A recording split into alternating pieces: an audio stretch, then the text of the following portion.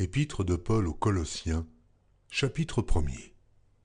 Paul, apôtre de Jésus-Christ, par la volonté de Dieu et le frère Timothée, aux saints et fidèles frères en Christ qui sont à Colosse.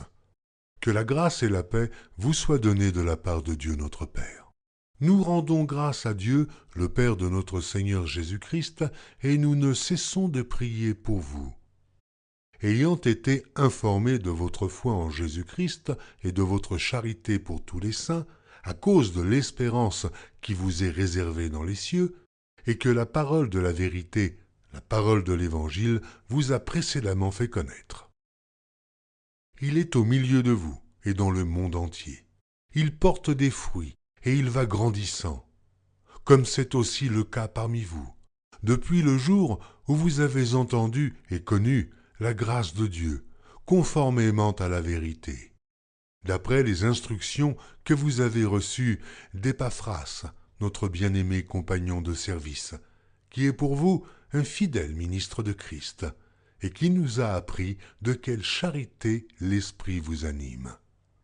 C'est pour cela que nous aussi, depuis le jour où nous en avons été informés, nous ne cessons de prier Dieu pour vous, et de demander que vous soyez remplis de la connaissance de sa volonté, en toute sagesse et intelligence spirituelle, pour marcher d'une manière digne du Seigneur et lui être entièrement agréable, portant des fruits en toutes sortes de bonnes œuvres et croissant par la connaissance de Dieu, fortifié à tous égards par sa puissance glorieuse, en sorte que vous soyez toujours et avec joie, persévérants et patient.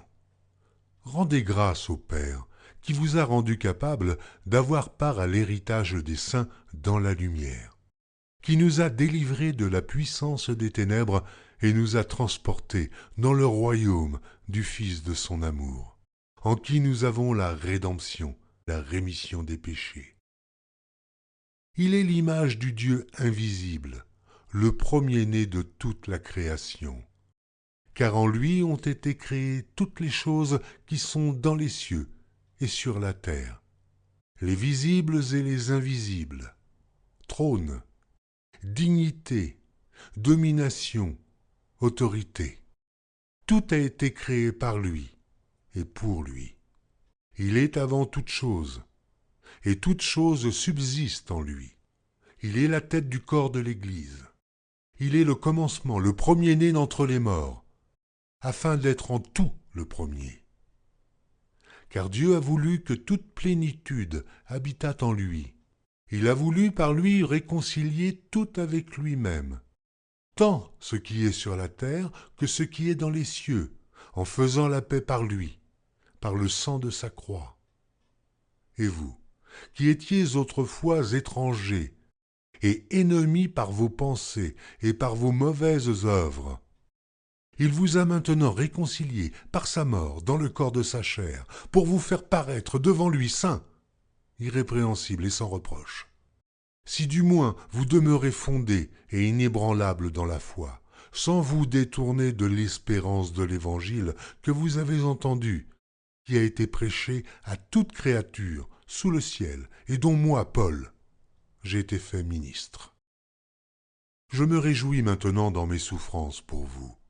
Et ce qui manque aux souffrances de Christ, je l'achève en ma chair, pour son corps, qui est l'Église.